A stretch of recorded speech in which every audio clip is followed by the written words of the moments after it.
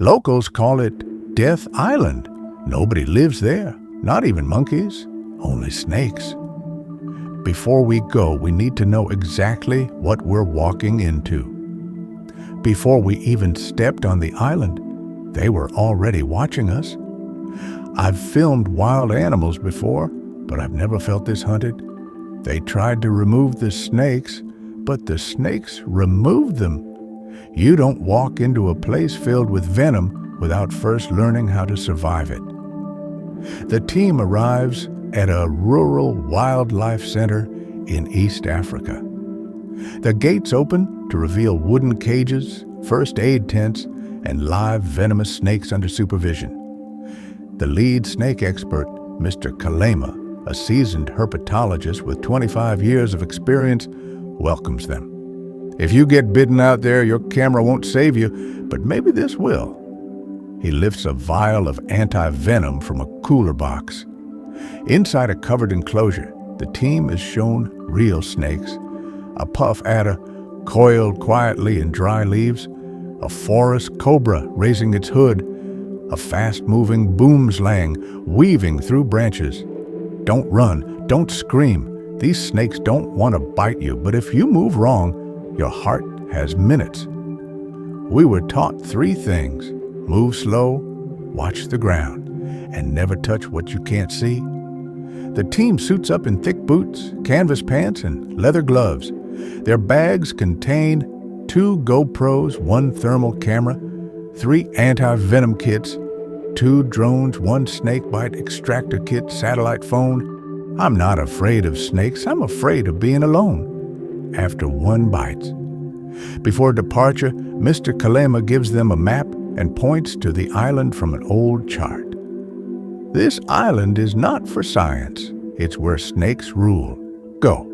Only if you're ready to be watched from the trees. With everything packed, our training complete, and fear riding in our pockets, we left at first light. We were warned not to go, but the island was waiting, and we had come too far to turn back. The team, Jake, Logan, and Emily, stand beside a small wooden boat docked on the edge of Lake Victoria. They check supplies, zip up gear, load drones, secure cameras. The sky is orange, mist rises gently from the water. If anything happens out there, we're alone. No rescue, no signal, just us and whatever's on that island. They set off. The water is glassy and calm. The boat's motor hums softly. Jake films the horizon. Logan checks the GPS. Emily gazes forward, watching the island grow larger. From above, the island appears green, untouched, and oddly shaped, like a coiled serpent. We had mapped the trip, 29 minutes by boat, but the closer we came, the longer time seemed to stretch. 10 minutes from shore, Emily spots something in the water. Guys, look, a dead water monitor lizard, its body swollen, bite marks near the neck. That's not normal. They scan the shoreline. Perched on a sun-warmed rock, a large black mamba, unmoving, but clearly watching.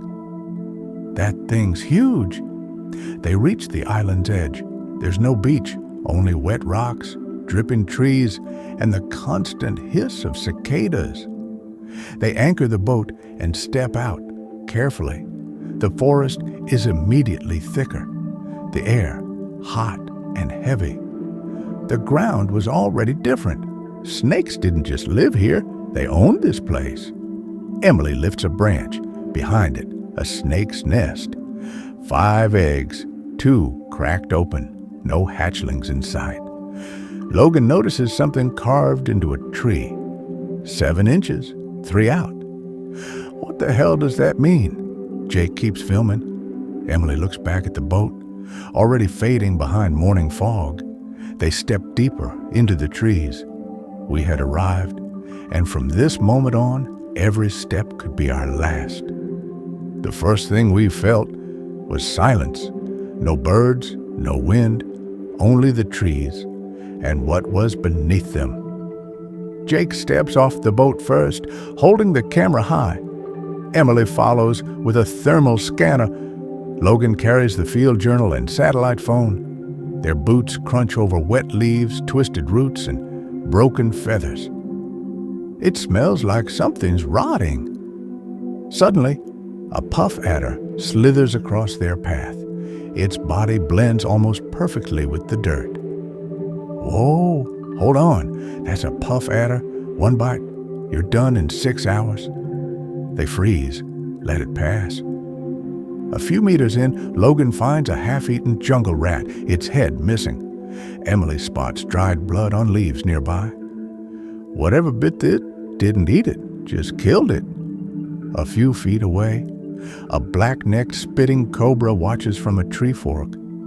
Jake slowly zooms in, filming. She's not moving, she's waiting.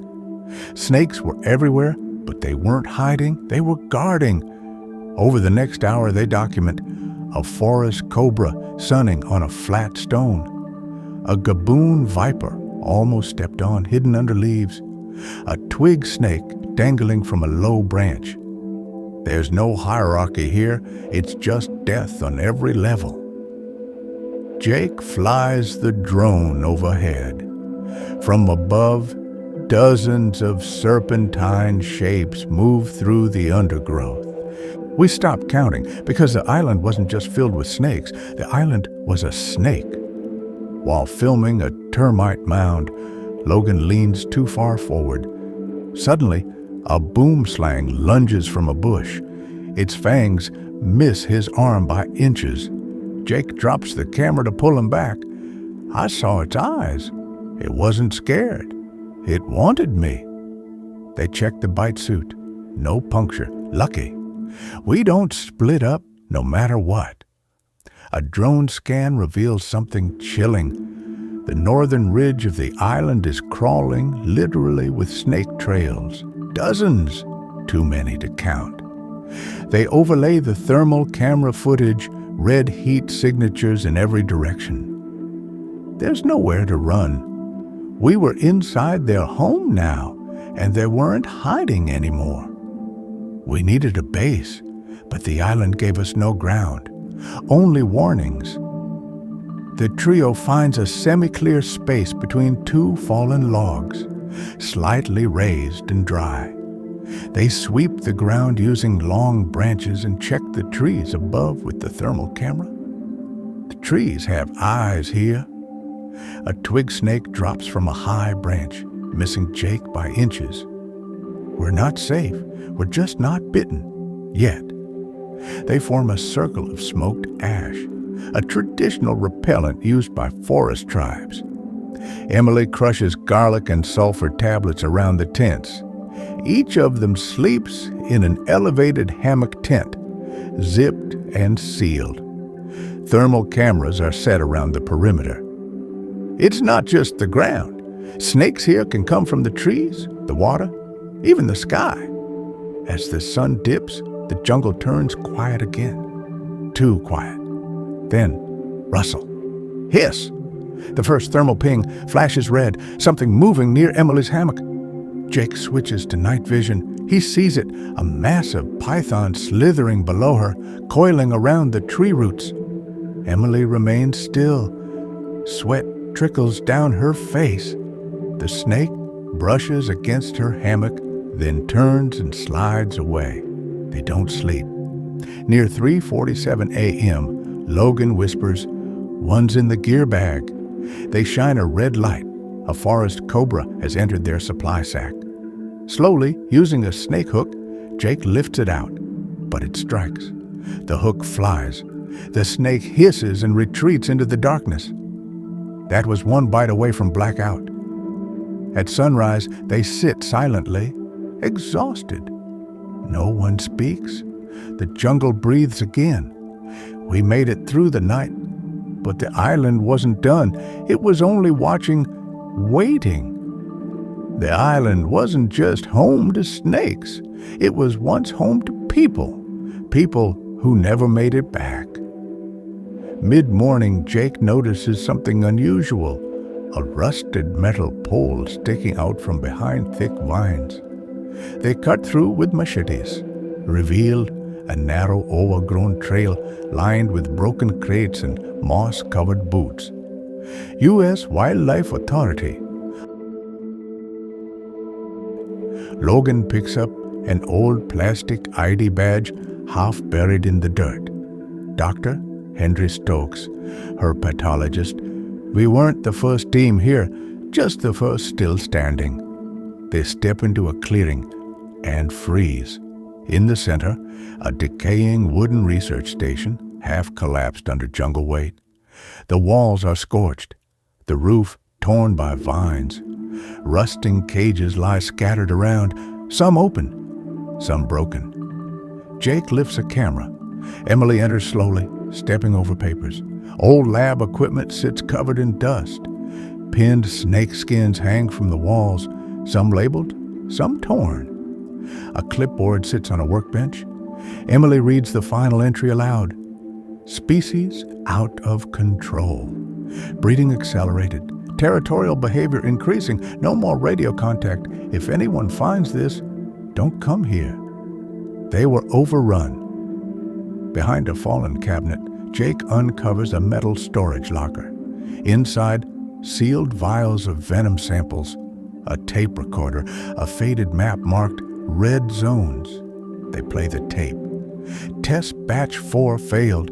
The hybrid didn't respond to sedation. We thought it would die in the fire, but it multiplied. They made something, and now it lives here. Just as Jake films the final scene, thermal camera pings. Something large is moving behind the building. They step outside. The trees sway, no birds, no wind.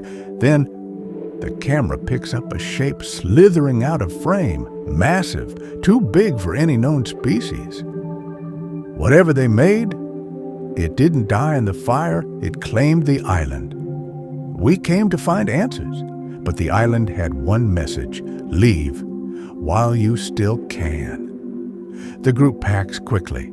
Hands tremble. Equipment is tossed into bags. No one speaks. Jake glances toward the jungle edge, movement in the trees. Emily grips the venom case. Logan watches the thermal cam. It's circling us. The thermal camera picks up a huge heat signature, twice the size of a python crawling through the underbrush. It doesn't hide. It's following. We have to go, now. They abandon half the gear and take only essentials. They run. Branches slap faces. Cameras shake. Jake drops a bag but doesn't stop. The hissing gets louder. To the water. Go! Suddenly, crack! Jake stumbles. His leg is bitten. The camera captures a flash of scales and fangs before he screams. Blood pours from his leg. They reach the boat. Jake collapses into the hull. Emily injects anti-venom. Stay with me. You're okay. Jake's eyes roll, breathing shallow. We had minutes to escape, and maybe minutes left for Jake. They untie the anchor. The boat lurches forward. From the jungle, a silhouette slithers to the shore, then stops. It doesn't follow, it just watches. The boat cuts through fog. Jake breathes, faint but alive. Emily sobs softly. Logan stares blankly at the trees vanishing in the mist. We left behind our fear, our gear, and almost our friend, but the island stayed whole, unmoved, untouched, and very much alive. This is Brave Earth Forever. Thanks for watching.